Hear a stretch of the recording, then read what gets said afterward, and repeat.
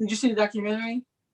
I saw some of the documentary. I watched some of it with my uncle, but it was a very touchy subject for him.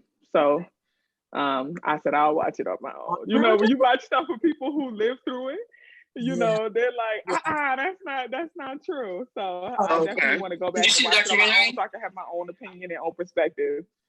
Okay, so we are live, y'all. I can hear somebody's. I just put it. You have it up. Okay, muted on yours. And here we go. Okay, peace and light, family. I hope that y'all are well. So we are live again as promised yesterday. We're all live again with my sister Queens. I'll reintroduce them in a second for anyone who may be new. And the topic today is vulnerability. So if you follow me on Instagram, you watch my stories, you were able to see that I said I was going to go live about vulnerability soon. I did a poll and asked how many people consider themselves vulnerable people, and I'll share the results of that poll soon. But first and foremost, let me say shout out and send much love and much light to every single person who has been supporting my channel, who has been watching my channel, all of my subscribers. I appreciate y'all. We are now at over 7.5K, and I'm so grateful for that. Within the last 2 weeks, we've gained over 500 subscribers in the last 2 weeks, and I am so appreciative for everybody who's telling a friend, that's telling a friend, that's telling a friend, for everybody who's reposting and all of that stuff. I thank you and I honor your presence, and I send much love to you. Hey, Alicia. So yeah, I just wanted to send that love out and say thank you to Bella, Jelisa Woke, Orange Moon, Alicia, Robbie, so many. I could go on for days for some people who have just been watching and commenting and liking and loving the videos. And that chat yesterday, you guys, when we talked about trust, I went back and watched that video, and the chat yesterday was lit. The conversations that y'all were having in that live chat were amazing. They were beautiful. They were so full of substance and vulnerability. You guys were open and honest in sharing your stories and your perspectives. You asked amazing questions, and I appreciate that endlessly. So thank y'all so much. Now let's get started. My sister Queens, how y'all feeling today? Good. Well, thank you. That's good. So for those of you who have not met them yet, allow me to reintroduce, or let me allow them to reintroduce themselves, okay? My name is Ho now, but my name is Poe. Right. If you don't know me, you know me now. Thank you for watching. Like, share, subscribe, please. Sam, you want to go ahead? Hey y'all, my name is Symphony, also known as the Phoenix the Fourth on Instagram. Hi y'all. Peace fam, it is Soul Sister Imani Latifah in the house. I love my baby sister because, popular to contrary belief, I am not a phone person. I do this because I love me some Queen. I love her, and I love you too. I just love my people and us talking about, you know, like real stuff and not trivial stuff, because now's the time for truth and reconciliation and realness, real organic energy. So peace and blessings. I'm here, and I hope we can have some really good dialogue tonight. Yeah, definitely. Absolutely. So since they ain't brag on themselves, let me just brag on them a little bit, then we'll jump into the conversation. Okay, since they don't want to brag on themselves, you know. So if y'all don't know, if you wasn't here yesterday, Symphony is an amazing artist, creator, curator, beauty wellness curator. She creates amazing sugar scrubs and body butters and all of these beautiful organic healing products for our beauty and our wellness, our physical wellness. That's also created with intention and healing things to enhance our, you know, our overall holistic wellness. So we appreciate all that she does and all that she gives and the energy that she puts out as a beautiful young Black entrepreneur out here. I appreciate your energy, my sister. Imani Latifah is a master filmmaker, you know, masters from SCAD, you know, master filmmaker and creator. She is also ancestral. I refer to her as an ancestral arts curator and creator. She has a beautiful way of capturing our ancestors' stories and their journeys and paying homage to them and ode to them through her art. And she creates jewelry and postcards and posters and all kind of things on top of films that she makes and she creates and she puts out dedicated to our ancestral work. So we appreciate her and we love her for that. Now that the bragging is done, okay? Support her at Cynthia Kaleidoscope on Instagram. Now that the bragging is done, our topic today is vulnerability, family. Vulnerability, right? And you know, the topic of vulnerability has just been one that I've really been contemplating for some time, because with full transparency, as always, I know I don't mind telling my business, you know, with full transparency, vulnerability is something that I thought that I struggled with for a while. I thought that vulnerability was something that I couldn't do. As I have shared in the past, I had been through, you know, quite a bit of trauma in my younger adulthood and being in my childhood, and being a person who had undergone a lot of trauma. My way of surviving that trauma was emotionally detaching and vowing to never allow myself to be what I thought was vulnerable at the time. And as I was working, and I shared that in a previous live, as I was doing the work to reattach to my emotions and reclaim my emotions, I also started exploring vulnerability work. And what does it mean to be vulnerable? And when are good times to be vulnerable? So our intentions with this live is really to have an open and honest conversation on vulnerability, especially vulnerability as Black women, you know, because we have a unique experience when it relates to being vulnerable in America and all throughout the world, you know, and feeling safe and feeling comfortable and feeling confident in our safety, no matter where we are as Black women, and then how Black men play into that role, and just, you know, overall our experiences with vulnerability. So let's just dive into the conversation, and feel free to share your perspective and your definition on vulnerability, times that you have been vulnerable, times it has worked out and maybe didn't work out, and so on and so forth. Feel free to chat about that in the comments. So ladies, how do you for yourself define vulnerable? Oh man. Who? It's kind of like a vulnerable moment now. Like, oh my God, how do you even define that? Like real talk, like, oh. This is the definition. You know, Webster's, him and his old crocodile self, he and these people have a definition of vulnerable, but I think it's kind of like when you have stripped yourself of everything, of all the, you have taken your mask off for the whole entire world to see. And not only the world to see, but you to see who and how and what things really are. Vulnerability is a sense of not looking at things through rose-colored glasses, the realness, the reality of it. And then you're in that space. Vulnerability is feeling your whole life, you know, feeling the sense of grief, feeling the sense of joy organically, like in that moment. That to me is vulnerable. And, you know, I'm sure we can get into a couple of feelings and sensations, and it's like, you know, this feeling of just feeling like unmasked, completely open to the world with nothing. You're it's just you and everything you are and everything you aren't. That's vulnerability to me. Yeah. Okay. It's just being naked and being okay with your nakedness. Come on now. That's all. Simply. Mm-hmm. That's I love that, being naked. Defined it. Being naked and being okay with your nakedness. I love that. And I definitely agree with both of you. I do too. I feel that, you know, when it comes to being vulnerable, I agree that, you know, it is stripping the mask. It is being naked. It is, you know, just being your whole authentic self, no matter where you are in the moment.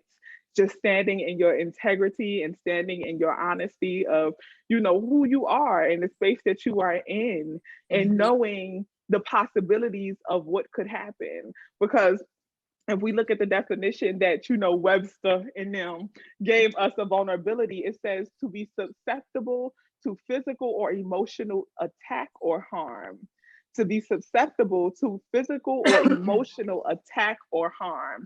And I feel that, you know, when we are standing in a space of vulnerability, it's understanding that it is possible that you are susceptible to emotional or physical attack or harm. It's possible that you may face rejection. It's possible that anything could happen, all the negative shit, also embracing the possibility of the positive.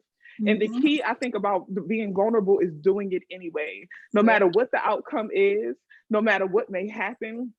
Even if you face that physical or emotional attack or harm, or if you face all the positive consequences that you desire, no matter what happens, you yourself are standing with the mask off. You're standing naked. You're standing in your truth, in your wellness or lack thereof, and just the honesty of who you are and where you are in that space. So for me, when I was younger, I thought vulnerability was a weakness. You know, and I think a lot of people feel that vulnerability is a weakness because you are susceptible to physical or emotional or mental attack from society, from other people, sometimes from your own self-talk, you know. So I thought that it was a weakness to be vulnerable. I thought that if you were vulnerable, that meant that your guard was down and anybody and anything could get at you and harm you, you know. It wasn't until that I really, really explored what it meant to be vulnerable and actually it practiced intentional vulnerability, meaning that I did inventory. I did an inventory of, if I do this endeavor, if I take this chance, this is all of the harm that could come. But these are all the good things that could happen. And I chose to be vulnerable anyway. I chose to make it happen. And my first experience of being intentionally vulnerable is when I shifted my perception of what it meant to be vulnerable. So do you ladies mind sharing a time that you have been vulnerable, a time or your experience with vulnerability? And keep it real, good or bad. Ooh, I'm gonna let the youngin go first. Go on, youngin. Come on. You know, when folks hit over 35, everybody a youngin to them. You know what I'm saying? You see how they do? You see how they do? Hey, it's okay. You know what? But I think like a small example for being vulnerable for me is this is my second set of locks, right?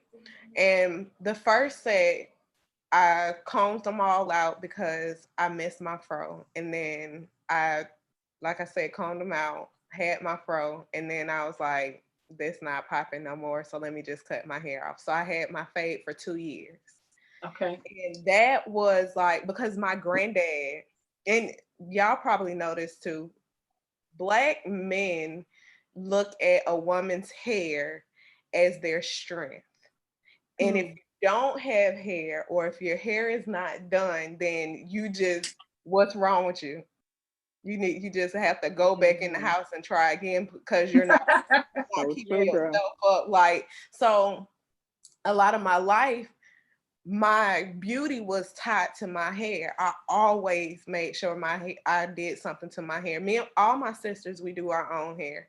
So I don't really have to pay anybody to do my hair. So I always was changing my hair, constantly changing my hair, never really satisfied with my hair. And then like I said, I cut my hair. I had my fade for 2 years. And then I was like, you know what? I'm gonna start growing my locks back. Okay. And then when I started growing my locks back, January of this year, I was like, okay, this is a private journey. Let me cover my hair. So I was using the weave as an excuse to protect the beauty behind the journey, if that makes sense. Okay, and you're right to do so. Yeah. It was me not being vulnerable enough to accept that my hair is gonna do whatever it want to do. And I have to be comfortable enough with myself to say, okay, this is my hair. This is the hair that God gave me. I'm beautiful, regardless of if these two want to stick up and do whatever they want to do, or if it's fat or whatever it is. I have to be comfortable with that. But that was a state of vulnerability whatever, because I struggled with it. We got you. I felt like I was vulnerable in that moment because I had to realize I'm enough. Hair or not, dreads or not, fade or not, weave or not, I'm enough. Absolutely. So that was just a small example of me being vulnerable. So you recognize that let me really explore the levels of self Break it down. honesty and real shit that you just shared, because you know, for a lot of sisters who went on that natural journey, whether it was growing locks or having a fro or whatever, we all had to go through that phase of questioning whether or not we really wanted to do this because of how other people would view us, especially when you did that first big chop, you know, and you didn't look how society was used to seeing you, and how you also used to identify as beautiful. Because really, as you stated, our hair is, for a lot of women, is a sign of their beauty. You know how we grow up talking about our hair as our crown and all of that stuff, and if without this, you know, the story of Samson and all of that stuff, the strength and the beauty, you know. And when we disconnect from that, we go through that journey of questioning, will other people accept us the way that we are? And a lot of sisters would not be honest with themselves and admit that. The fact that you were even able to look within and admit that, you know what, I'm choosing to wear this weave, not because I want to protect my hair or because of, but no, I'm choosing to wear this because I want to protect other people's image of what they think I am as beautiful, you know. And you chose to strip yourself of that and just be who you are, knowing that it was a possibility that you could face that physical or emotional attack, and you did it anyway. That's intentional vulnerability. That's choosing vulnerability. So thank you for sharing that story. It's the sisters in here like, I started my locks, I did it, you know. So that's we all know that. We know that. All the natural queens out there, we know that. Listen, Jordan, Absolutely. that's what I say. Absolutely. So Imani, for you, what was your experience with vulnerability? Oh my God, I have so many. I'm just trying to think of which one I'll say. I think I'll kind of talk about more before we do the whole relationship, because you know, like everybody's always talking about that. But I'll say that like that's right there, like, and I'll get to that. But I'm going to talk about like my experience in graduate school. You know, I went to a predominantly white graduate school, and I was really focused on doing Black people films. Like that's all I wanted to do. And when I went to defend my thesis, and I had it all worked out, I had worked so hard, and I had gone through like, you know, 2.5 years of grad school with all white male teachers, all white male teachers, all white male teachers. I cannot stress that enough. So you're always not necessarily so much in the art space, but you always have people looking at you. You're the one who knows all the questions to all of Black people's problems and shit. You're the one who knows about everything that it is to be a Black woman all over the planet. You're the one who knows everything. You don't necessarily want to have a label or anything like this. A couple of times I remember, because I didn't want to have people think I was like this angry Black woman. But I remember taking this particular class, and it was this Asian guy. He was from Vietnam. Came there on the Rhodes Scholar. If you guys don't know a Rhodes Scholar, Google that shit, okay? Rhodes Scholar is like the diamond mine people in South Africa and that part of Africa who kind of had taken over the African mines, but I digress. But look that up, who Rhodes is. Anyway, so he had came there on the Rhodes Scholarship, and so he was kind of, and then he kind of had like a Napoleon complex, and we were doing a film exercise for class, and I think like I had the role of like locations manager or something like that.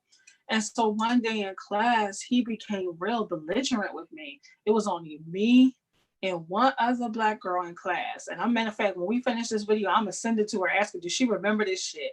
And so I didn't want to be like this angry Black woman. And he was like on the verge of like cussing me out in front of all these white people. And it took everything in me, but finally he was just like, you didn't like, it was really a crazy moment. And I am never, never the one for letting anybody speak to me in any way. But I had to be, I was trying to lead by example of being cool, but then I just snapped. My vulnerability just kind of left me because like there was nobody in the beginning, nobody was taking up for me. Nobody, not even my professor, nobody. I was alone until I opened my mouth. And so I had to kind of like not give a fuck about this whole angry Black woman stance and really speak up for myself. You understand what I'm saying? Mm-hmm. And I can't remember what I said, but I think it might have been something like, you try me one more time, we can step outside. You try me, that whole West Philly girl came out. But the thing is like there was no allies, nobody there to defend myself but me. And so I either had to care what people thought about me, especially my white counterparts, who gives a fuck what they think, you know what I'm saying? Or defend myself, speak up for myself. And sometimes that's a very vulnerable situation in the workplace. And I'm strictly talking about like when you're out there in the world. When do you know to be vulnerable? When do you know to protect yourself? And that takes a lot of guts because, you know, we as Black women, we take a lot of abuse, especially in these environments, especially in all white environments. And so I kind of had to like just not care what anybody thought and speak up for myself, that I was not going to tolerate this behavior, especially because of what we were doing, especially because it was not necessary. So I had to lead by example, but I didn't care if somebody thought I was the angry Black woman. And then one of my classmates, it was a guy from, I think he was like New York. He was like, yo, man, you need to chill. So, you know, finally, when somebody else was supposedly coming to my aid, but it took everything in me not to like go all the way off. But eventually I had to speak up. I had to like, you know, I had to get rid of it. I'm in like my last semester, my last quarter of graduate school. I don't want to mess anything up. All these things are running through my mind. But at the same time, I had to protect myself. And so to me, that's a level of like putting yourself out there on the line, putting yourself out there that you're not going to accept any type of ill treatment. It's a very vulnerable situation. And then you got all these people looking at you with these preconceived notions. So the thing about defending yourself, you know, like when you make that choice to defend who you are and defend what you believe and defend your character, is definitely a time where you are choosing to be vulnerable, because there's something about staying or standing your ground, right? Staying in your position. I don't even like to say stand your ground since that Florida bullshit, you know, but you know, it's something about remaining and staying steadfast in your position that makes you very vulnerable. I know for me, the first time that I practiced intentional vulnerability really was within my family. And when I chose to go on my own spiritual journey, you know, and I chose to do away with all identifications. I stripped myself of all conditioning, and I did this publicly and openly and was unapologetic about the truth of where I was, you know. And I have a family of diverse religious practices, you know, so having a conversation with my aunt who's Jehovah's Witness, my mother who's been a little bit of everything, you know, and really I would never forget them sitting on the bed and I was sitting in a chair and feeling as though, and granted, this is my perception, but feeling as though I was being interrogated about what do I believe? Do you believe in God? Do you believe in Jesus? Do you believe? So who are you? Meanwhile, they don't even really agree. But what they did agree with was that they don't agree with me, and that they couldn't put their finger on where I was in my spiritual life. And they had questions, which understandably so, but they were hoping that I would come back to, as a lot of, you know, Jehovah's Witnesses would say, come back to the truth. You know, they was hoping that I would come back to their truth, because really it's their truth. It's what they identify as the truth. And that moment, I had to remain, I chose vulnerability. I chose to understand that they may reject me, They may not like what I'm going to say. They may disagree with me. They may even decide to shun me and not want to deal with me anymore. You know, they have the right to choose however they will respond, and it could be negative. But I must remain who I am and be naked and strip off the mask and not pretend to be anything other than my true, authentic self and say, you guys, I'm just exploring, because that's the space that I was in. And I didn't have solid answers, which is okay. I didn't know anything for sure, which was okay. And they may not understand that, but I did. So me choosing to go on a spiritual journey and stripping myself of these identifications and knowing that there was possibility that someone could say something negative or do something negative, but knowing that the positive part about it was I could be proud of myself and I would be authentically myself. And I'm doing the right thing for me at that time, standing in that and facing, you know, almost like the firing squad, facing the firing squad of questions and being told, oh, girl, I don't know, you probably going to hell and all of this stuff, you know, being damned to hell by people who you thought loved you. And I know a lot of people are on their spiritual journey or thinking about starting a spiritual journey, and you may not feel like you have that family support, but that's when you have to tap into vulnerability and understand that sometimes, as Imani did in her experience, as Sis did in her experience, when you choose intentional vulnerability, you run the risk of standing alone. Yeah. Most likely you feel alone, you are alone, and knowing for sure that you will be well is the key to me. Yeah. I think when you're the generational curse breaker in the family, you have no choice but to be vulnerable. To be vulnerable. You gotta be ready. Yeah. Ready for everything. Yeah. Absolutely. Yeah. Absolutely. Especially the matter of, like, you know, your relationship to yourself. The most vulnerable thing is, like, really, and here I go being a Cancer. Yes, I am a Cancer Aquarius. So just bear with me, y'all. Just the whole Cancer Sun Aquarius moon, right? Right, exactly. Just the whole notion of, like, saying how you feel and meaning that shit, yo. I don't like it when you do such and such. Or, like, telling somebody how you feel, like, for real, whether it's in the workplace, whether it's a racial relationship with your parents, your intimate partners, really saying and meaning that shit, like, for real. That is not an easy task to do, because you be like, I don't want to hurt that person's feelings, because sometimes you just, like, you don't want to. You think what you're going to say, or if you say how you feel, it is. But man, fuck that. Sorry.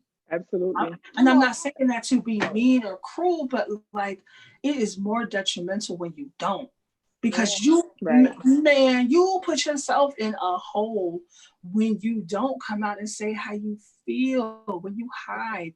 I have experienced that greatly, but I have learned how to speak up, definitely. I mean, not like probably when I was younger, but not, you know, now I just say how I feel.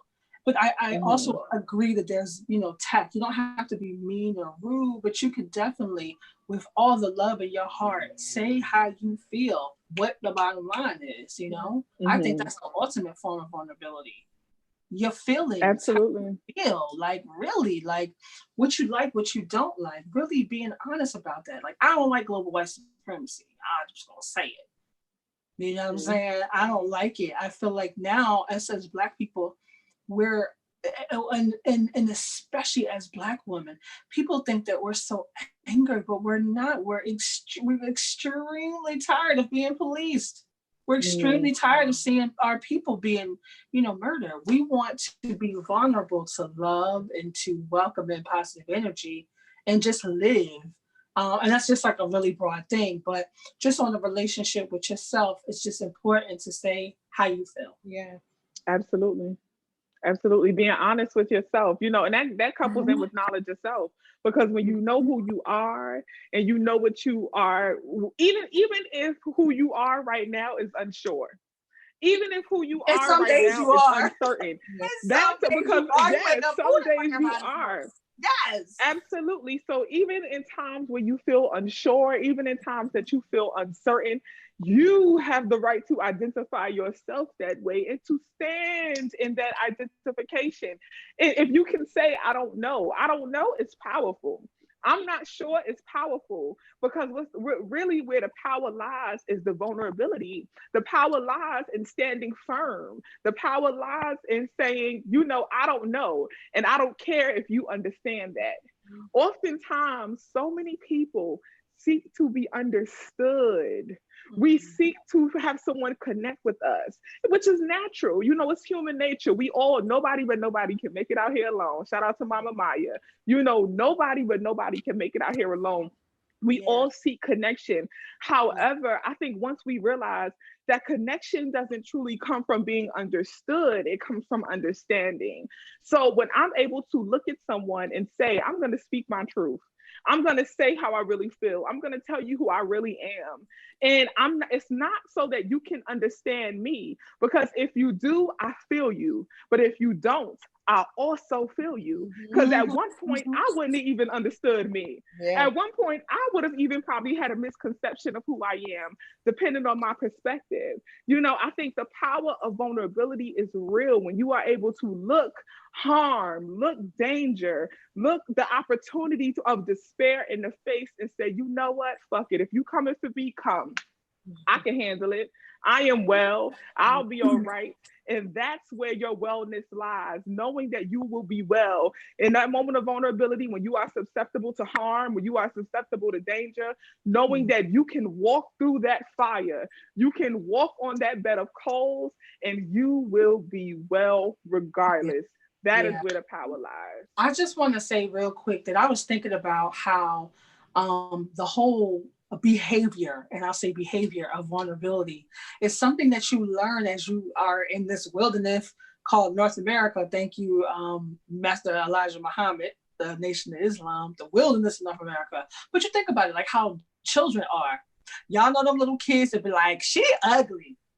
And like, there's no room for no error or, oh, that baby ugly. Like how children are like, just like they haven't reached even that level of vulnerability. It's like there's levels of like vulnerability and fear. You know what I'm saying? Mm-hmm. And they kind of come like this, they meet each other. And so sometimes the whole act of vulnerability is burning fear. Mm-hmm. You know what I'm saying? Do y'all agree with that? The act of vulnerability, burning fear. Mm-hmm. I think I definitely agree. No, I definitely agree with that. I think my thing is, I did a video on overcoming fear. If you have not watched it, please go watch that, family. I did a video on overcoming fear because, there is fear and vulnerability. A lot of people fear facing that harm. They fear facing that danger. So I definitely agree with that, sis. The thing for me, as far as like the burning of fear thing, is doing it anyway. Yeah. Doing it anyway in the face of fear. You just gotta do it anyway. Right. Accept the vulnerability, accept the possibility of everything that could go wrong, but also embrace the possibility of everything that could go right, and take that chance anyway. That's burning fear for me. That's how I burn fear. And I've actually learned and been practicing how to transmute that fear energy through breath work. And when we breathe, if you breathe through fear and you practice breath work through fear, you guys, trust me, you have the power to transmute fear into excitement through breath work. Yes. When you are fearful and you hold your breath, you are suffocating the possibility of the brain receiving the blood that it needs to be able to transmute and manifest. So when you are feeling fearful, our body's natural reaction is to hold our breath, which then leads to us holding in the possibility of what could go right. So what you want to do when you are feeling fearful, you are feeling afraid, you're feeling scared, practice breath work, deep breaths. deep breaths. And through breath work, you can transmute that fear energy into energy of excitement and supreme exhilaration. You will literally feel the shift of your energy. You'll feel the tingles. You'll feel the blood rush into your head. And it's almost like a roller coaster ride of excitement. And that's how you do it anyway. In the face of fear, transmute that fear into excitement and do it anyway. Yes. That's good. That's good, Mariah. So for you guys, when it came, oh, go ahead. No, go ahead, Queen. He's about to say. No, I was gonna say for you guys, like when you, because Imani brought up a potent point about, you know, as a Black woman and how we experience vulnerability being Black and being woman, you know, because Black men also definitely struggle with vulnerability. And you guys, I want to bring some Black men on here to have conversations about healing. And I want you guys to meet and be able to have conversations with some Black men who have done intentional healing work on themselves and who have also become healers. Okay, so we're going to have that conversation so you guys can get the Black male perspective. But for you guys, being Black and being woman, how have you experienced vulnerability, or how do you feel vulnerability impacts Black people and Black women in particular? Ooh. Well, you go, Queen. I've been talking. I've been the chair box. You go. I think it is so hard, especially with me being married now, to understand what it is to just be a woman. So I'm learning to be vulnerable and be okay, like with having a partner and not having to all the weight fall on me anymore. So it's really learning how to trust another person. It's essentially learning how to trust another person. And like we said yesterday, trust is something that I'm still working on. So I'm very, very vulnerable. Very vulnerable, because it's always, I've been homeless before. So it's always thoughts of, what if this happens again? What if that happens again? So I'm in a very vulnerable state. And it's just learning to be naked. I guess that's why it came to me in the beginning. Learn to be naked and be okay with not knowing, because it's that fear of not knowing what's coming that really gets us. You want to anticipate everything, especially being an overthinker. You already 10,000 steps ahead, 10 days in advance, and you still on day one. But it's that fear of not knowing what's coming, the fear of not being in control anymore. Well, what makes you say you're not in control anymore, though? I'm kind of curious about that. When I say in control, I mean, it's not just me controlling everything. It's two people controlling. Okay. That's what I mean. Yeah. I mean, the whole... First off, I wanted to say thank you for being transparent in that way. Thank you for sharing that, you know. Thank you for opening up in that way, because I'm pretty sure, I know for sure, that somebody is watching this or is going to watch this who identifies with that feeling. So you just validated a whole sea of people whom you probably never even met. So just thank you for being naked in this moment, you know, because that was just some vulnerable ass shit. You know, I'm like, damn, girl. But okay, go ahead, Imani. I'm sorry. Yeah, I think that's real dope. You know, the whole aspect of, like, you know, love and fear and finding somebody to be vulnerable with. You know what I'm saying? But first, starting with self. Yeah. Like, can you, like, there's this meme of like this little funny looking animal thing, and it's got like, it's a real funny picture, and this is like when you turn on the lights and you look at yourself in the mirror, you know, how you see yourself, your beautiful Black melanated self. But everybody might not see the fact that you are beautiful and Black. You know, you might see abuse, you might see trauma, but the thing is kind of dealing with that. And that's also an act of love with vulnerability. You know, those things go hand in hand. Being able to just be free without and understanding the consequences, you know what I'm saying? Like how you were saying within your marriage. And Mariah, you know, I've known your journey, like, taking the chance. Like, I don't know if you guys know, but a couple of months ago, I was like, I gotta get up here. I just up and one day after Christmas, I said, I'm moving to New Orleans. I just was like, I gotta get out of where I am. It wasn't so much that I was in a traumatic situation, but at that time in my life, I was like, I gotta go. I gotta make some changes because I'm like losing it. I've got to do something. And I had somebody who was able to rescue me, and I had my my counterpart, my king, understand like I got to go. There's some stuff I have to do as an artist. And January 1st, I was in New Orleans. I was gone. I took a chance on myself, not knowing like what am I going to do, where I'm going to work at, how I'm going to get money. I did have a plan for money, but I just was like, I just had to. I just had to do that. I had to take that chance. I think that's another ultimate form of vulnerability, taking a chance on yourself, of not knowing anything that's going to happen. Yeah. Not knowing your way around, not necessarily knowing how you eat, but knowing that you're going to be well. And it's a full out experience.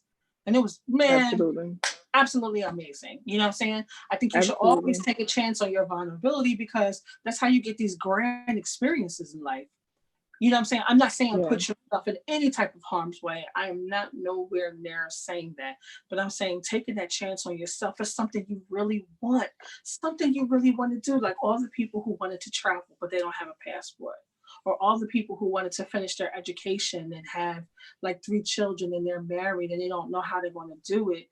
But you really want to do it. Stuff that you really want to do deserves and really is a serious act of vulnerability. I agree with that. I think specifically as being Black and being woman, Shar Victoria made an amazing point, and she said society doesn't give Black women a chance to be vulnerable. Yeah, and Shar, I definitely agree with that. You know, being Black in this society, especially if you are Black and living anywhere in the world, I don't care where you are, we are naturally vulnerable. We face physical, once again, if we're looking at the Webster's dictionary definition of vulnerability, it's being susceptible to physical or emotional harm or danger. And as Black people in this world, not just in America, but everywhere, including Africa, including on the continent, we are constantly susceptible to physical and emotional harm or danger, physical or emotional attack for no reason, just for being who we are. So we are constantly vulnerable. And I think speaking to Shar's point of, but as Black women, can we ever truly be vulnerable? Can we ever truly be vulnerable? And not just vulnerable because we naturally are, but can we be intentionally vulnerable? Because oftentimes being Black and being woman coupled together, that intersection of Black womanhood, we are under physical and emotional threats at all times from all people.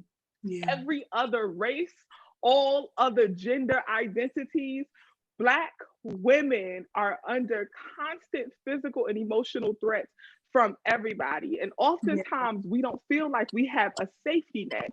Whereas, you know, and not to compare and contrast struggles, but just real shit.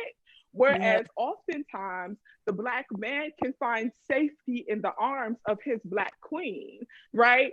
Where do Black women find that safety? Because when we intentionally choose to be vulnerable, when we intentionally choose to be naked and be bare and to let our guard down, we are murdered. We are raped. Look at Oluwatoyin, you know, a young Black woman who put her guard down and was open and honest after days and days and months of standing on the front lines and fighting for the justice of our people. She's then vulnerable and intentionally vulnerable, and she's trusting of a Black man, and he rapes and murders her, repeatedly rapes and murders her after holding her hostage in the home that he promised her safety. Do we understand the problem here? You know, so my thing with being Black and being woman is we are constantly under physical and emotional threat and danger. So we're always vulnerable. But once again, speaking to Shar's point of, when can we be intentionally vulnerable? When can we choose vulnerability?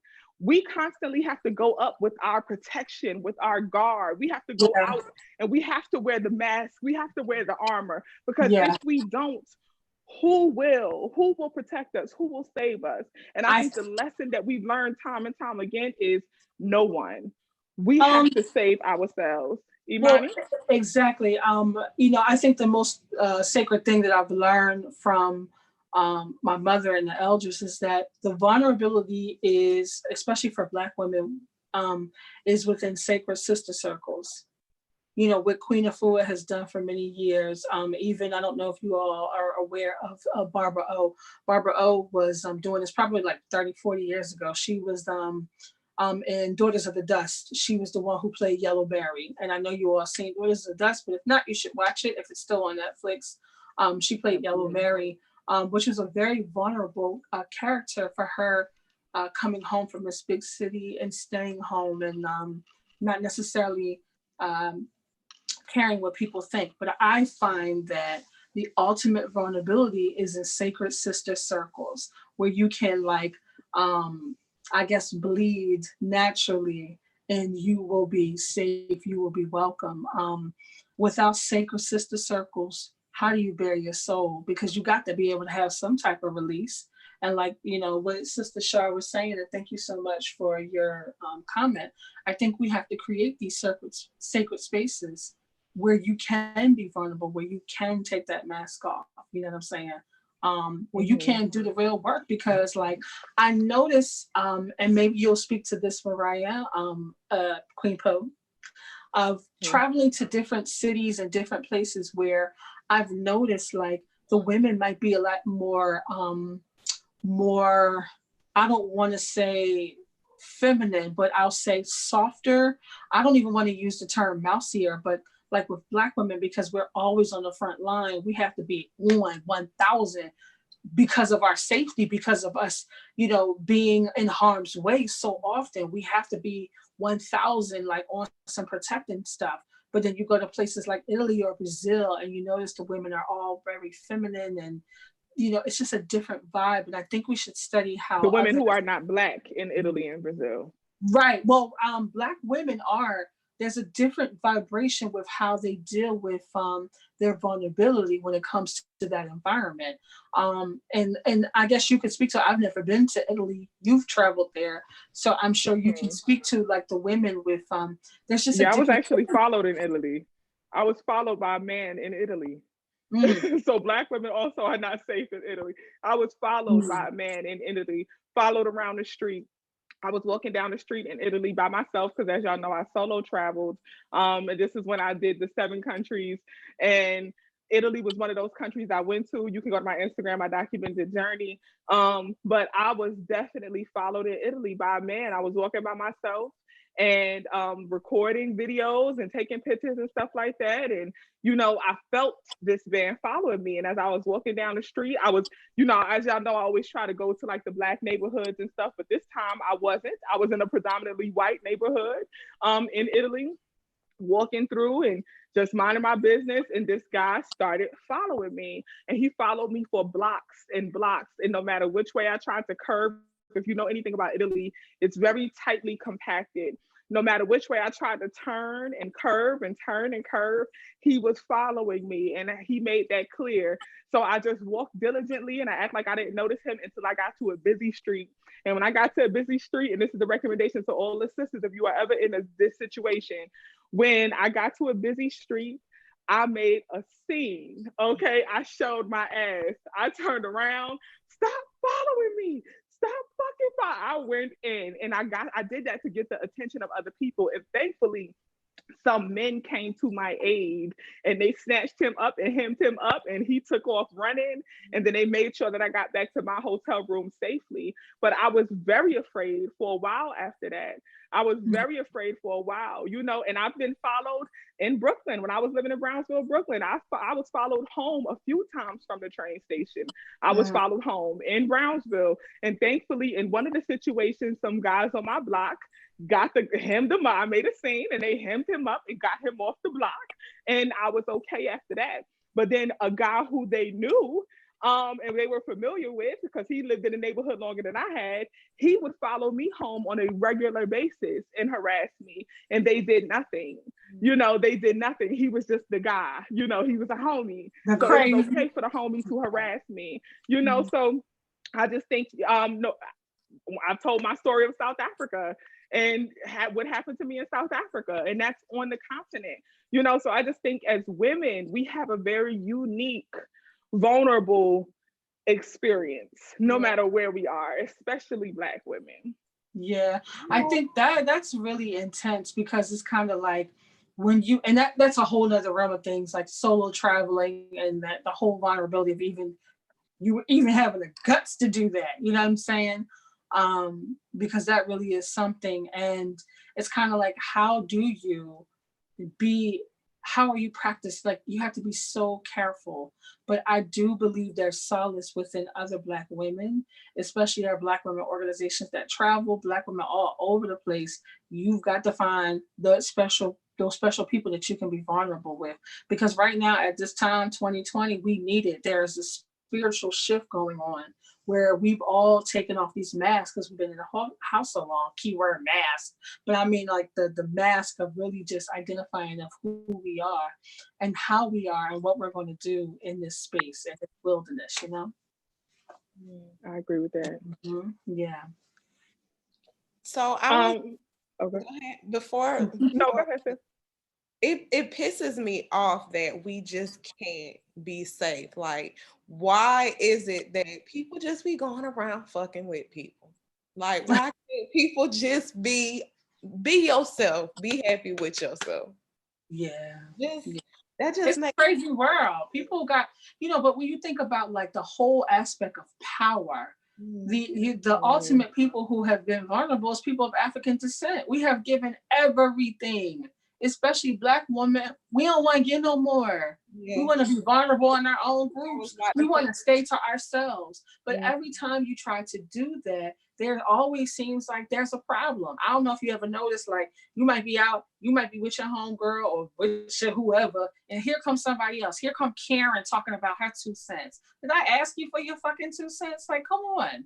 Let me be over here and have this sacred space with my people to myself. I'm being vulnerable. Like, and I'm saying this is how it is in the world. We have got to find those sacred spaces where we can be vulnerable. And it's going to be a challenge. It is.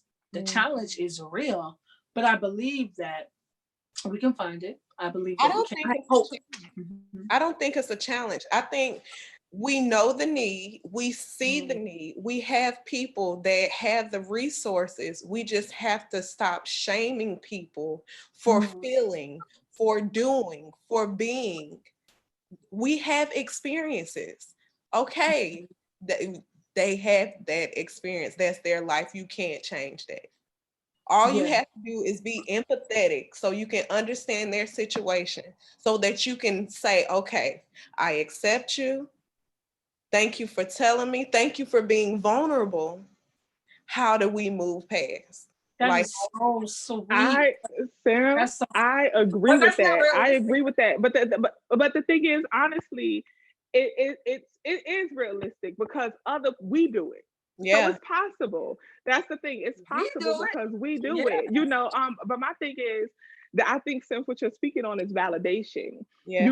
A lot of times people feel comfortable being vulnerable when they are certain that they can be validated. And especially as Black women, oftentimes we are not believed. Our experiences are not believed. And sometimes even by our own sisters. Sometimes our experiences are not believed. I think back to the situation that's currently happening right now, where these 2 white girls did a podcast. I'm not sure if they're white, but they, whatever. These 2 white girls did a podcast, and they spoke about how one of them spoke about how Trey Songz sexually assaulted her. She alleged that he sexually assaulted her, held her. Well, she said he basically, keeping it a buck. Her story is that they were fooling around. He urinated on her and then held her stuff and told her that she could not leave the house until he left and all that stuff. That was basically her story. So essentially, everyone now, after this woman shares her experience, everyone now is accusing Trey Songz of being a predator, right? However, a few years ago, Keke Palmer, she said and shared her experience where she felt like Trey Songz misused her likeness, misused her image without her permission. She said, I did not give him consent to put me in this video. I did not give him consent to record me. So he misused me. He did not get my consent. Everyone, even Black people, went against this sister. They called her a gold digger, called her a groupie, successful ass, money making since she was a child, Keke Palmer. They to put this woman down, emotionally abused her, shunned her when she shared her experience.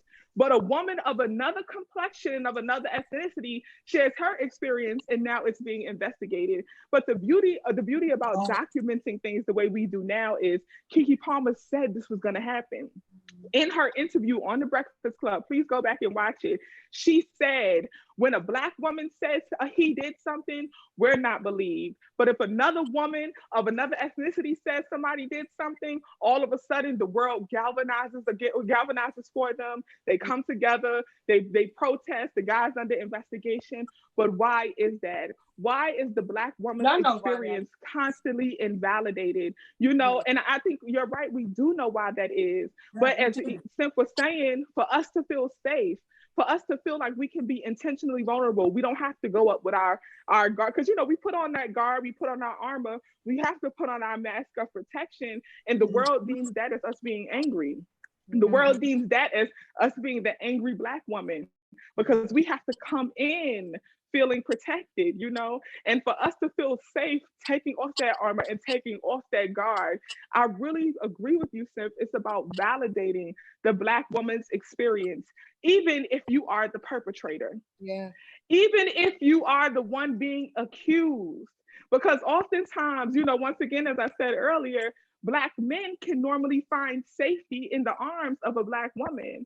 But if a Black woman accuses a Black man of doing something, all of a sudden, we can't find safety in them. You know, they see it as us going against Black men. Why can a sister not say, this brother did this to me, without all Black men feeling like she's speaking against brothers? You know, and I think that's what's causing a divide. That Willie Lynch syndrome really has to be identified within our communities, because it still exists, whether it's a theory or whether it's an actual person, it still exists. And that whole putting the women against the men and the men against the women, and especially with the sisters. But the thing is, it's like, we have to create sacred spaces where this happens. There is a sister in Costa Rica, I can't remember her name, but she has a whole camp that's dedicated to Black women. No one else is allowed to come. I'll have to find that information, and it's a really big deal. But she I think left New York and moved there and just kind of created a camp on a whole theme behind Black women and whatever they need to do when it came to self-healing from the emotional legacy of slavery. I think I had shared that book when we were talking about, you know, healing the emotional legacy of slavery, celebrating our life, what Mama didn't tell us about love. That's Dr. Brenda Wade. But it really kind of talks about like everything from vulnerability and creating sacred spaces. But we have to create these sacred spaces for ourselves to have our say. Unfortunately, we do not live in a world that listens to us. You see it from all over the place when it comes to Black women and disparities, especially in the medical field. No one ever listens to a Black woman, hence the whole emergence of doulas and midwives, you know what I'm saying? And so, but with that being said, it's up to us to have our back, and we have to educate and re-educate these Black men, because Black women raised the nation. You know what I'm saying? Like that song that Jill Scott has. What happens if all of us disappear? Like all the Black women just poof, gone. Y'all gonna lose your fucking mind. Matter of fact, the planet just gonna blow up because ain't shit gonna happen no more. I'm just saying. And y'all know I'm right. You know what I'm saying? Y'all get everything from us, even gay Black men. You get everything from us. And I just wanted to say that. That's speaking my piece. So we have to create these sacred spaces for us to be vulnerable, but it's up to us to do it. Like that sister I was speaking of in Costa Rica. You're not allowed in these sacred spaces. That's the other problem. We can't be allowing other people in our shit. We have to keep shit to ourselves sometimes. I don't know how y'all feel about that, because I'm not all about that kumbaya.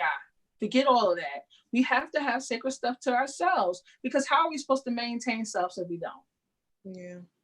I agree with that. So, you know, going back to self and vulnerability, when I decided, so I was celibate the first time for 6 months, and then the second time for 2.5 years. And in that time, I realized that I didn't spend a lot of time with myself. So I had to learn to pay more attention to myself, physically, mentally, and emotionally. And I think that's where that we have to learn to save ourselves first, so that we can start these sister circles and brother circles and be able to have the conversation with somebody else. So just like you said, when I said something, it might have piqued somebody else's interest and they needed somebody, but we have to first have those conversations with ourselves to understand, okay, this is something that I'm dealing with, so it's somebody else out there that may be dealing with it too. That's how we open up that space. Right. I agree with that. I agree with that. That idea of like you being vulnerable with yourself first, you know, being honest with yourself first, having knowledge of self first, and then sharing that with other people, you know, making that choice to be vulnerable as you have on multiple occasions. Someone out there will feel more comfortable sharing their story and being vulnerable because they got you. You know, they know that their experience will be validated because so oftentimes we just need somebody to be able to look at, to say, damn, sis, you too. Yeah. You know, damn, you know, and really, if we think about the whole Me Too movement, that was our sacred space. That was founded for us as Black women, and then it was hijacked. So Imani, your point of like, you know, we need to have sacred spaces. We need to have safe spaces that we do not share. We got to put up boundaries and walls around our shit sometimes. Everybody can't come to the circle, and that's okay. They got to find their own sacred space, and there's many out there for them. Okay, there's many out there for them, but we, especially as the sisters, we gotta have our own. You know, we have to have our own safe space where we validate each other and we validate our experiences and build each other back up to be able to go out in the world. Where we're constantly vulnerable to attack, we're constantly susceptible to physical and emotional abuse. You know, I think us having those conversations and reminding each other of our power, reminding each other of who we are and what we bring to the table, we need to hear that from other sisters. You know what I'm saying? We need to be constantly reminded of that, like, sis, don't forget who you are. Don't forget what we do. At your nature, at your core, do not forget what we stand for and what we bring to the table. Fuck it, we are the table. We are the earth. We are the moon. We are the trees. We are the water. We are all of that and some. You know, even if they never recognize it, sis, I see you, queen. Because they not. I see you, queen. Yeah. Absolutely. They won't, you know, so it's about knowing that for sure, you know, knowing that no matter what, you got some sisters that you could turn to and say, this is good. This is a safe space.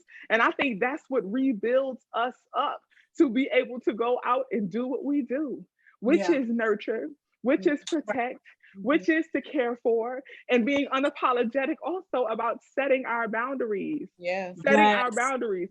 I think once Black women recognize that we can be vulnerable without being responsible for other people. We can be vulnerable. We can choose vulnerability with the world, right? We can choose to be intentionally, authentically ourselves and understand that other people will have their opinions. They're going to have their shit to say.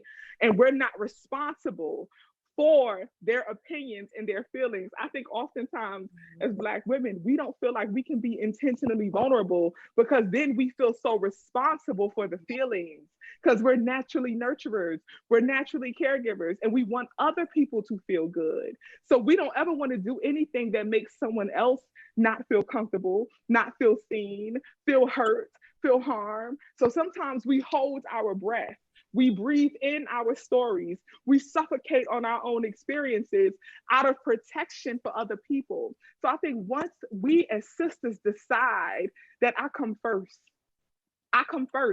I give all. Okay, I am it. I am the shit, as Jill Scott said in Woman Manifesto. I am the shit. You know, once we recognize that and we put ourselves first. Go ahead, Sam. It's waiting to exhale, literally. Mm-hmm. We're just waiting for that moment. So I told Absolutely. somebody the other day, sometimes we just need that yes. Like, yes, it's okay. Yes, I'm proud of you. Yes, you did that. You finally did that. Oh, you got up. You did this. You put on this outfit. Sometimes you just need to hear that. And that's okay. That validation is needed. Yeah. It's okay for you to tell another sister that she looks cute today. It's Absolutely. okay for y'all to wear the same outfit, because I don't understand why that's an issue. Like, they just made one outfit for you. But right. it's okay for you to compliment people. It's okay for men to cry. It's okay for men to share their emotions. It's okay for men to love. It's okay for a woman to cater to a man. We have and not be seen as weak. Exactly. Exactly. Yeah. I think or even if they do see you as weak, so what? Who are they? So what? Who are they? Go. Oh, I'm sorry. Go ahead, Queen. What was you about to say? I was going to say, let me add a little bit of Black sociology here with Patricia Hill Collins and her whole take on the mammy, the Jezebel, and the asexual. And I think that okay, now come on, people need to definitely investigate that, because that whole thing of, like, you know, Mammy's character was this asexual being who always wanted to care for everybody, but her children went supported. Her needs went unsupported. So once again, I was just talking about Patricia Hill Collins, the mammy, the Jezebel, the asexual woman. You definitely need to read about that, because it gives you a whole sense of the psychology behind the legacy of what our vulnerability has been in this wilderness called North America. You know what I'm saying? Once again, Patricia Hill Collins, the mammy, the Jezebel, the asexual woman. Definitely need to read that. And also just kind of focusing on a lot of things that the elders kind of put out there prospectively for things that happen to us transgenerationally. When we look at our mothers, our grandmothers, our aunts, when we look at the women from the past, when the Black family structure was really intact, you know, like I was thinking about what my mom was saying, and she just let me know that she was watching the show live. Hey, Mom. Hey, Mom. That's so funny. But I was just thinking about the conversation that we had about, you know, when she said she grew up, which was in, the 50s and the 60s, Black people had the two parents was in the home. It was some single parents, but that was our ultimate way of being vulnerable. You had two parents in the home. So you got an opportunity to see your mother and your father both very vulnerable until things changed and they wanted to even further control the Black family structure with all these different laws and stuff. Everybody's seen Claudine. Check that out.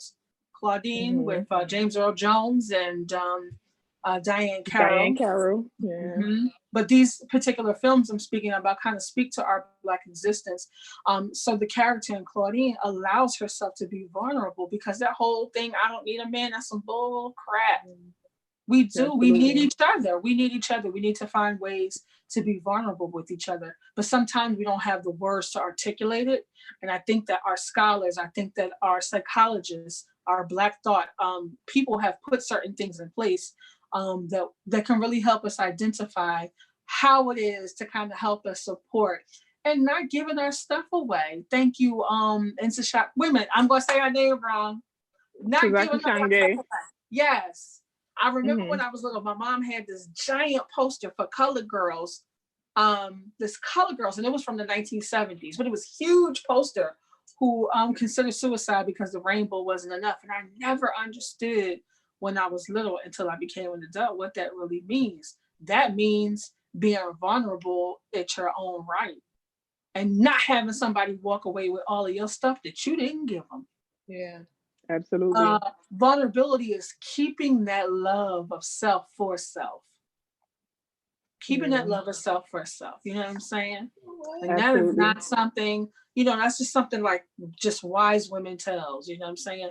We have to learn how to kind of come together with those strong sister circles because like, you know, you can have your king and your man or whatever, but like if I ain't got my sisters, I'm like dying somewhere, you know, I need my girls because they allowed me that sacred space to be who I am, funny, crazy. They say like, if you messing up, they're going to tell you you're doing wrong.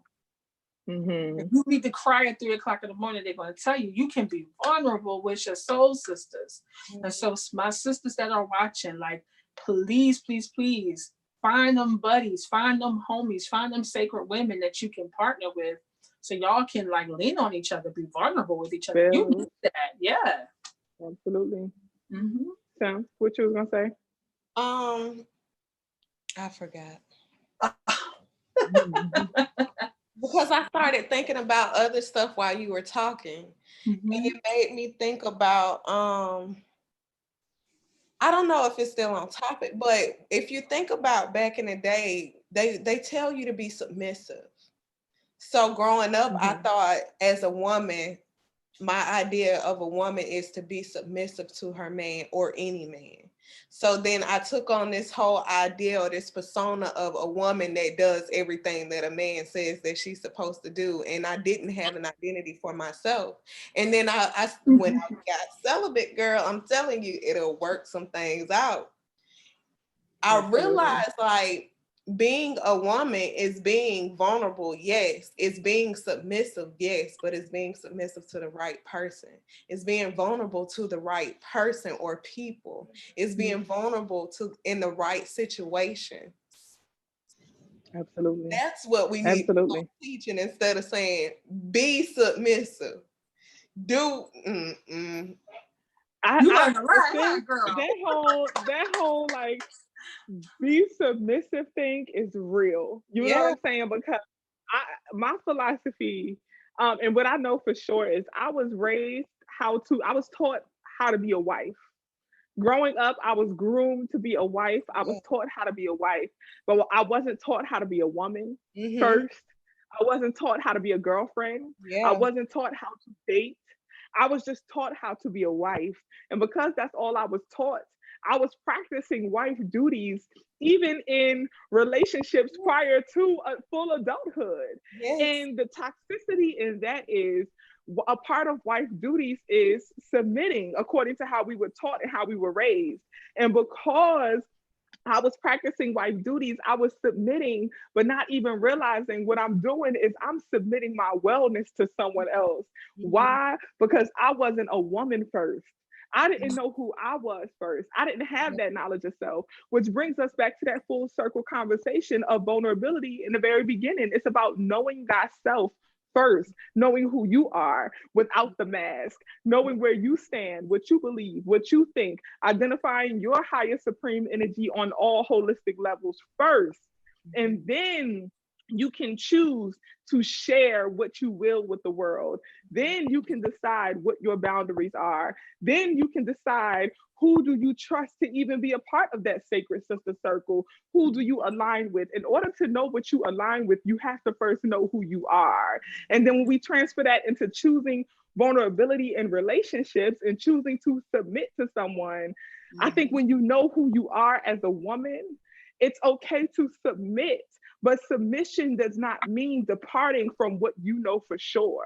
It does not mean departing from who you are and how you identify your wellness. It does not mean that. Submission to me in a relationship, and as a married woman, please speak on what you've learned and experienced. But submission to me in a relationship, what I feel right now in a relationship is coming with the idea of being intentionally vulnerable, sharing myself, being honest about who I am, being honest about what my boundaries are, but also listening, also accepting him for where he is and where he stands for and understanding his wellness. and knowing for sure that we have the ability, if we align, we have the ability to compromise on certain things, you know, not feeling the need to not compromise. I feel like submission is knowing that it's okay to admit when you are wrong. Yeah. It's okay to admit that, you know what, with this new information, and because I love you and care about you, I may have a shift in perspective or have a shift in practice, you know, when you love someone. But in order to do that, you got to know who you are first. Definitely. As a woman. Shout out to Beyonce. Okay, Oprah asked Beyonce about her relationship with Jay-Z and being married. And Beyonce said, my recommendation, okay, they try to ask her about her man. She said, my recommendation is be a woman before you are a wife. Definitely. Okay. Definitely. Because I, just like you said, we're taught to be a wife. They teach us, we raise kids, we cook, we clean up. We're taught to be a wife before we're even taught to be a girl. We get baby dolls. We get kitchen sets. Playhouse. Yes. Boys be out there working on cars, doing all this stuff, exploring the world, and we're stuck in the house. Even when we get toys, it's still to keep us in the house. Everything is tailored around being a mother, a wife, not a woman, not a girl, not a teenager. They don't tell you about all the stuff you have to go through emotionally when you hit puberty and you start thinking about boys, or it's, yeah. Absolutely. No, that's so true. That's so true. Natty actually said that. She said, so true, taught to clean, cook, and wash and raise children, but not how to be a lady. You know, I'm just now at the latter part of my 20s, understanding dating and understanding what that was, because I always have been in long-term relationships. So I always was playing the wife, you know, that's all I knew. I never practiced dating more than one person. And I'm celibate as well. So not having sex with them, but also if you are, you can do that if that's what you want to do for you as a woman. You know what I'm saying? But I'm just now understanding dating and how to date, you know, and not be in a long-term relationship with one person constantly. You know what I'm saying? And I didn't know that I could do that until I really fully understood my power of choice as a woman, and understanding what I bring to the table, and understanding that I don't have to settle or commit, you know, because when I thought that I was being submissive, when I thought I had to be submissive, I thought being submissive was accepting him for where he was, even if who he is doesn't fully align with me, even if he is not feeding my needs and feeding some of my desires. I thought that submitting was, but I could take it. Maybe I could change him. You know what? That's okay. I thought I needed that, but I don't really need that. It's okay. You know, as opposed to now I'm realizing that it's okay to have standards. It's okay to say no. It's okay to say, I will not accept that. It's okay to say what you deserve. It's okay to know what you deserve. Go ahead. What else we need to stop telling our friends is to lower their standards. You need to stop telling people to lower their standards, because even my standards now are the same as they used to be. But now that I know my standards weren't high, I just had people that just vibrated way too low around me. That's what the real issue is. Choose to be around people that vibrate higher, and you won't have to lower your standards. I just had that conversation like earlier today with another sister, that, you know, you have to kind of definitely choose to be around, just not just your sister friends, your brother friends too. You got to be around progressive thinking people. You know what I'm saying? People who mean well, people who are trying to do stuff and actually doing it. You know what I mean? People who are moving in the direction that you want to move into, because those circles definitely mean stuff. But it goes right back to, like, you know, the access of resources and finding that tribe who you're going to be able to be vulnerable with. So yeah. But I am about to bid everyone adieu, because I have some major work to do, and I love y'all, and I definitely am grateful for the opportunity to kind of discuss about being vulnerable. And even though I want to talk to y'all, but I have to actually like give myself time because I have a lot of stuff to do. So you have to sometimes, you have to sometimes like you have to like, where's that wrap it up. But I just encourage you all to please, just bet on yourself, bet on your vulnerability, bet on your creator, talk to the ancestors, you know what I'm saying? Your female ancestors, or as I say, your female Egun, they will definitely rep for you and work on your behalf. And just, for all the elders in your family who are a divine design of what women are, the old grandmas in the church, sit down and sit at their knees and speak to them and speak to the real elders. Because like I said, there's a difference between elders and elders. You know what I'm saying? You must know the difference and allow yourself to be vulnerable with whatever you want to do. And within that realm, you will be spiritually cloaked and very well protected with moving forward with your manifestation. So peace and love and light, and peace, love, and honor and respect. Because like, where's the light? Where's the light? Alicia said, real quick, Imani. Alicia said, "Thank you so much, Imani, for being here with us. I've learned a lot from your experience." Oh, thank you. Love you, sis. Thank you. And I love you all too. I'll stay on for a second, and you guys take care, okay? Okay, love you. All right, much love, sis. I'll talk to you soon. All right, peace, queen. Much love. So continuing the conversation, since you being married and being a newlywed, how have you practiced vulnerability in your relationship? Well, like we talked about yesterday, trust is definitely something that I'm still, babe, you are really loud. But so trust is definitely one thing that I'm vulnerable and opening up with, and learning to be dependent and not be so independent anymore. Because that is so, as a Black, independent, strong-minded woman, I think that's where that learning to be submissive comes into play. Because yes, it is okay to be submissive. It is okay for you to understand that your man has certain roles as a man. But absolutely, it's just when you used to doing stuff on your own for so long, I'm in a stage now where I want to be comfortable with being taken care of, because I'm so used to being a provider for so many people. So now it's like, it's one right here. But now I'm like, I'm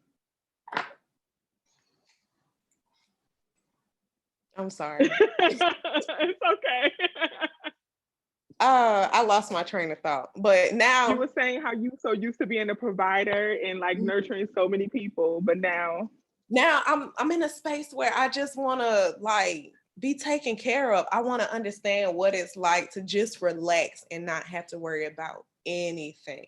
And that's a space of vulnerability for me, because when I say I have not been able to just relax ever, ever.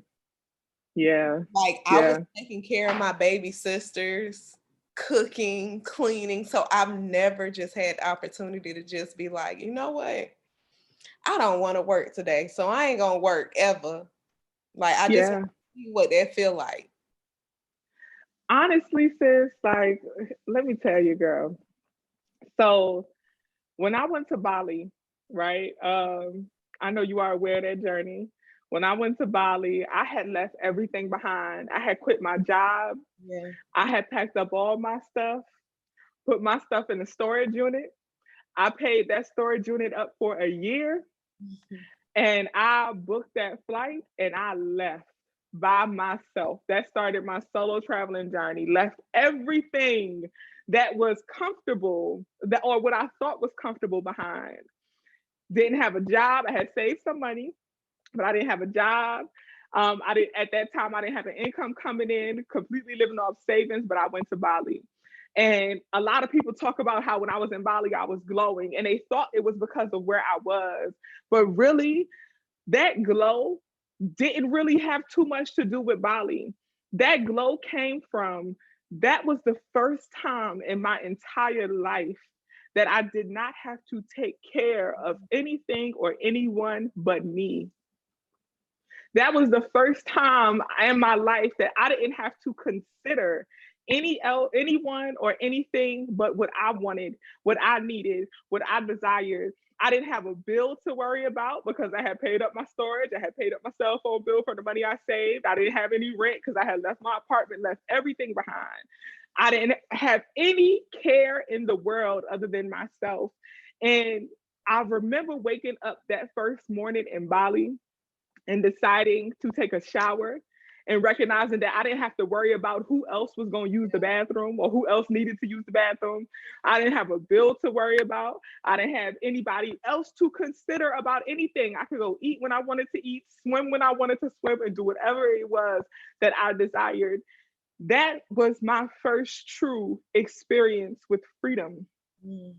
That was the first time that I realized that I had freedom. I could choose. I had the freedom of choice.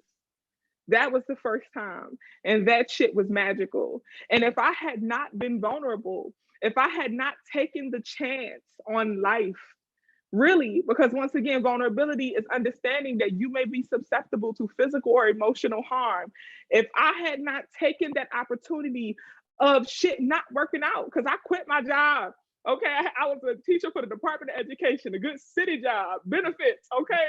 And if you grew up in the hood, you know, they always say, get you a city job, work for the city so you get the benefits, you get a retirement package, all that stuff. Had a good city job, left that.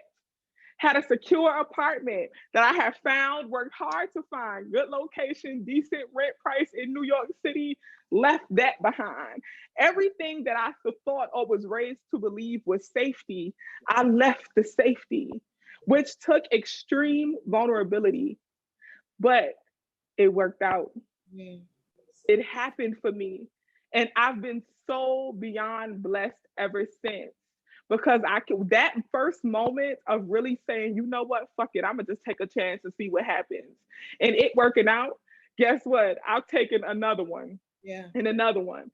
When I decided to go to Africa, that was being vulnerable again. When I decided to go to Italy and do all these things by myself, that was being vulnerable again. When I decided to come back to America, that was being vulnerable again. When I decided to start my business, start an LLC, that was being vulnerable again. You know, knowing the possibility of the shit might not work.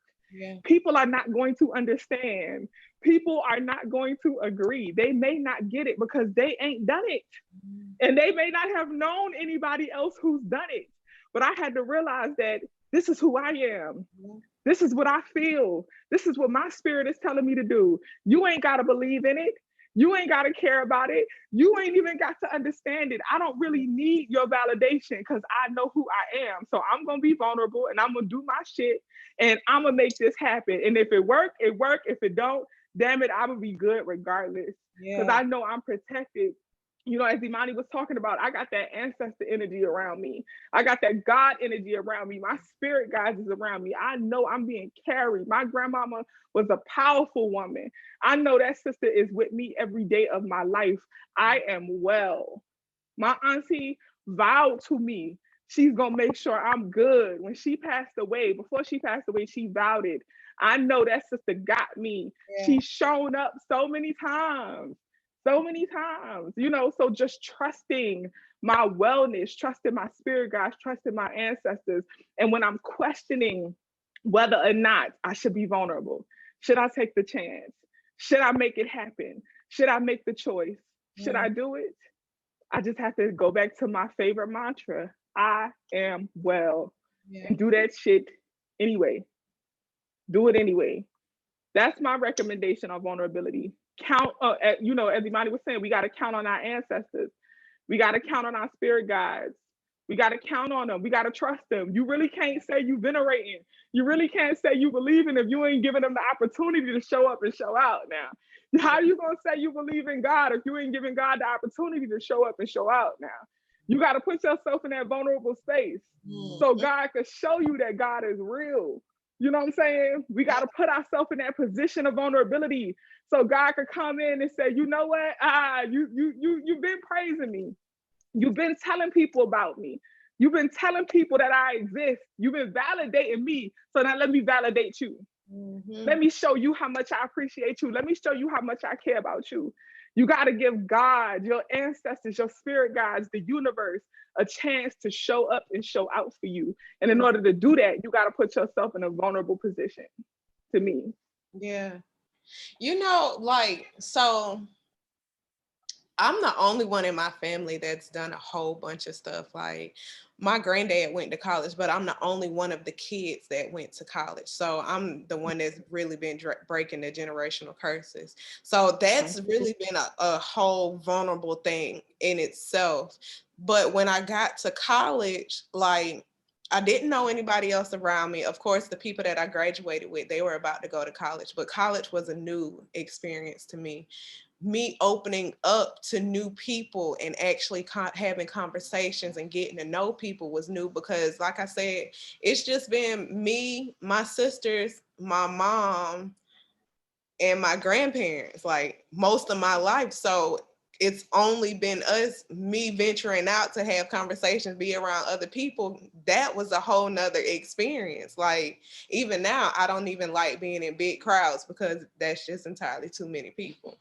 But when I got to college and I started realizing that Black people do a whole lot of stuff that I was taught that Black people don't do. Like, Black people actually like to swim, and Black people actually like to travel, and Black people actually like to try different foods. Like, that blew my mind. Like, you see stuff like that on TV, but to actually see your people that look just like you doing that stuff, it just blew my mind. So I was working at Savannah State Bookstore, and I told myself that I was going to start traveling, because when I say a homebody, I have not been anywhere. I lived in Macon most of my life, and I ain't even go to Atlanta. That's how much wow. Like, literally. Oh, wow. Yeah. So, well, backtrack rather. When I got to concert choir, soon as I joined, I went to LA. All I had to do was pay $50. Whole trip was paid for. Food was paid for. Hotel. They had us riding around in limos. Little Black girl like me never thought in my life that I was going to make it to Cali, let alone fly on a plane, let alone be in a limo. But it's just like being around people and being vulnerable and saying, okay, I'm not used to this. I don't know what this is. I'm going to put myself out there, and I'm just hope for the best. I've been in some of the best situations because I was like, you know what? I don't know what this is. I'm scared. You ready? Yeah. Okay, let's do it. Right. That's it. Like, a couple of years ago, I got a used car, and I know the car wasn't no good, but I was like, you know what? I'm gonna start traveling. This was while I was working at the bookstore. I said, I'm gonna start traveling. So all day at work, I was Googling places to go. And I was like, I can either go to South Carolina or Florida. I ain't going too far, because I ain't used to being nowhere, so I still gotta be close to home. So I was like, I can either go to South Carolina or I can go to Florida. And the next day I woke up and I was like, you know what? I'm gonna go to South Carolina. And I packed up and I drove to Myrtle Beach, 4 hours, just to go. Nobody knew. I just packed up one day and I just went to Myrtle Beach. And when I tell you the freedom of being vulnerable enough to say, hey, I want to step outside of my comfort zone. Yeah, I might want to do this with other people. Yeah, this is something new. I've never been to this place. I've never been on the interstate like that, but I want to experience something different.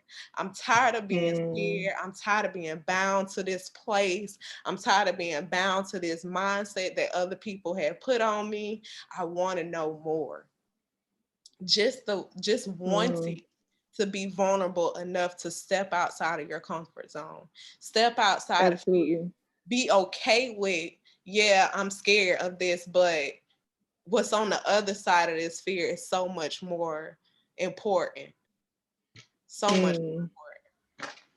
I agree with all of that. You know, I definitely agree with all of that. So essentially what I'm taking away from this conversation is that, you know, Vulnerability, once again, going back to the beginning, vulnerability, if we go according to the definition that the dictionary gives us, is being susceptible to physical or emotional harm or attack, right? And vulnerability is needed. You know, vulnerability is needed. Vulnerability is something that we all experience, whether you do it intentionally or unintentionally, especially being Black, especially being woman. We are naturally in danger. We're naturally, when we walk out into this world as Black people, as women, we are facing potential threats, attack, harm constantly. But then you have, so we wear armor, we protect ourselves, we put up boundaries, we put up walls, right? And then you have intentional vulnerability. And intentional vulnerability is when we choose to take off those masks. We choose to take off that armor. We choose to strip ourselves of all protection and do it anyway. And Brandy Michelle said, I think it's courage, not vulnerability. I think the courage comes in place when you choose to be vulnerable. Yeah. I think the courage comes in place when you are intentionally vulnerable. So I agree with you. I agree that it's courage, but I think the courage is choosing vulnerability. You know, it's choosing to be intentionally vulnerable in your life, whether it's being vulnerable in love and choosing to embrace love, knowing that it may not work out, it may hurt you, it may harm you. I think choosing to travel, as we spoke about, make decisions that your family may not agree with, go against what you've been conditioned or raised to believe is right. All of that is putting yourself in a situation where there is potential attack or harm.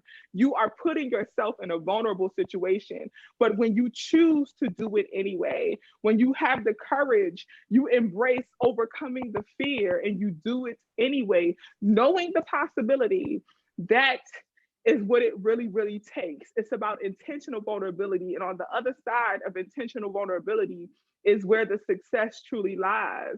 It's where the freedom really lies. It's where the lesson really is, you know, where your ancestors and your spirit guides and God and the universe have the opportunity to really show up and show out for you on the other side of intentional vulnerability, doing it anyway, having a safe space, a sacred space, whether if it's a sister circle, it's a brother circle, having a safe, sacred space where you are validated, you know, you are loved, you are held on to your experiences.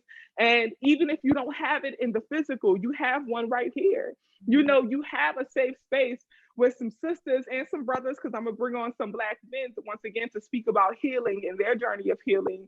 But you have a safe space where hopefully you feel that your experience is validated. Hopefully you feel that you are seen and you know that you are seen, you know, but find that community, whether virtually or physically, you know, find that community where you feel well and you feel safe. Definitely. So Lanika, she said how to get the courage without worry. I think, I don't even know how to get courage without worry. Courage without worry. Honestly, Lanika, I think, you know, worrying has a bad reputation. Mm-hmm. Worrying has a bad reputation. I think sometimes we confuse worrying with caring. Oh. It's okay to care. It's okay to care. You have a child, absolutely. So you should consider your child. You should care about your child's well-being. It's okay. I think caring becomes worrying when we obsess on the negative of what could happen. Once again, I think caring becomes worrying when we obsess on the negative of what could happen. We worry when we obsess on the danger, when we start to obsessively overthink all the harm and the hurt and the attack that could possibly come with being vulnerable. Mm-hmm. I think that's what we start to worry.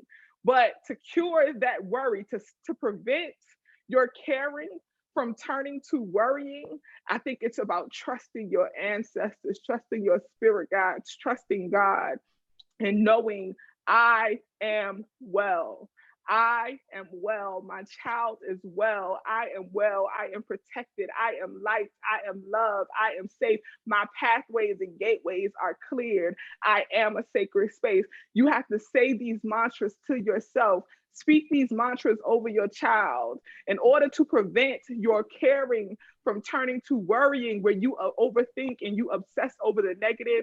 You absolutely just have to lean into trusting what you are protected by or whom you are protected by, and know for sure that you will be well.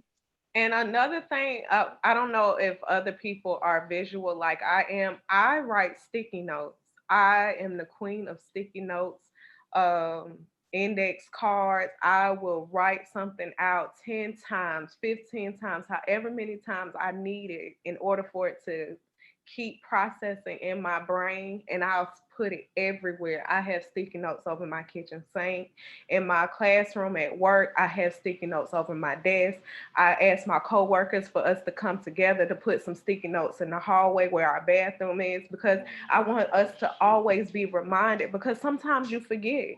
And when you're thinking and your mind is just constantly going and that worry is kicking in, you're not thinking about, oh, let me think back to these mantras. If it's in front of you and you just see it, you glance at it, then it's that reminder.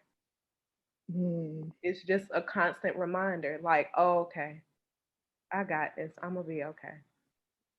I love that. So you place your mantras on sticky notes and you stick them around so that you have that visual reminder that even when you get into your deepest state of worrying, you are able to look up and be reminded of what to focus on. Yeah. That's dope. That's definitely dope. I love that. JC said to pray. I agree with that too. Pray. Do your altar work. Pray. Whatever or whomever you believe in, pray. Just pray. Pray, and know for sure that you are protected and you are well. That'd definitely be like my biggest recommendation, is that you just gotta trust, y'all. I'm telling you, you just gotta trust and focus on the possibility of your wellness. Focus on the possibility of your wellness. When you reach a point where you have to contemplate whether to stay comfortable or to be vulnerable, you have to trust your wellness. Trust it. When I made that decision to leave everything behind and go to Bali, I had to tell the two people that I was sharing an apartment with at the time, I had to tell them, like, y'all, I'm out, right? And I remember one of them asked me, she said, well, where are you going? At the time, I didn't know. And I was like, I don't know, but I know I ain't staying here. Yeah. I'm not staying here, and I know that I will be well. I will be well. I said that in my transition video. And if you go back and watch the transition video before I left for Bali, and I announced to the world that I was leaving, and I was like, I don't know what's going to happen. I don't know how I'm going to make money. I don't know what's going to happen, but I am well. You truly just got to stand firm in your wellness, you guys. Trust me, and once again, just let God show up for you. Let God show up for you. I don't want this to turn into a preachy video, but that's just the real of the real. But you need vulnerability. Vulnerability is what you need to be successful. You are going to have to put yourself in a position where there is a potential of being attacked, of being misunderstood, of being harmed, of being abused. All of that negative shit may happen, but also the possibilities of the positive are limitless. Yeah. You may be embraced. You may be even more successful than what you actually imagined. God, the universe, and everything else will show up for you as long as your intentions are pure. On the other side of vulnerability is success. Yeah. You just got to choose it in love, in career, in everything. On the other side of vulnerability is success. You just got to choose it. You just got to choose it. Because so before I started working for the board, I was working at Savannah State Police Department, and I was making 3, almost 4 times sometimes what I'm making now. But now I feel so much more fulfilled because, one, I'm in a vulnerable situation because I'm like, oh, I'm not really making too much money, but I love what I'm doing. So it's rewarding. the money's coming in other ways because I'm faithful in doing what I'm supposed to be doing. I'm speaking, I'm investing, I'm loving on people. Whatever you need will be provided. You just have to be vulnerable enough to put yourself out there to say, this is the talent that I have. This is what I come. This is my purpose. This is my passion. This is the reason why I'm here. This is why my light is. This is why y'all need my light. And just show up and be naked and vulnerable and honest with the world. I say, thank y'all so much for watching. I love y'all always. I appreciate y'all. JC said, let go and let God. Okay, shout out to PJ Morton, okay? Just let go and let God. You know what I'm saying? But I appreciate y'all. Love y'all so much. Thank y'all for watching. Thank you for being vulnerable in these comments and in this chat. Thank you, Symphony, for always joining in and being welcoming and just giving some of your time and some of your energy to the family. We appreciate you. Shout out to my big sister queen, Imani Latifah, as always, for her wisdom and her light. And also for the recommendations. She talked about Claudine. She brought up Tazaki Shange for Color Girls, the Jezebel Sapphire Mammy caricatures, you know, so please feel free to go and research that stuff for yourself. You know, watch those films, read Tazaki Shange. She's amazing. Read the book and then watch Tyler Perry version of the movie, right? Because she wrote the play first, and then there was many adaptations, and then Tyler Perry made the movie about it. He put his own spin, but read the actual book first. If you get the Audible version, Sandy Newton, who actually was in the movie for Color Girls, Sandy Newton is actually narrating the book. So, and it's amazing. Like, she reads with great inflections and all kind of stuff. So it's amazing. She's an amazing narrator. So get it on Audible. I think it's like $8 maybe. So check it out there. I also have a YouTube video on the characteristics for Black women, or the caricatures for Black women, the Mammy, Jezebel, Sapphire role.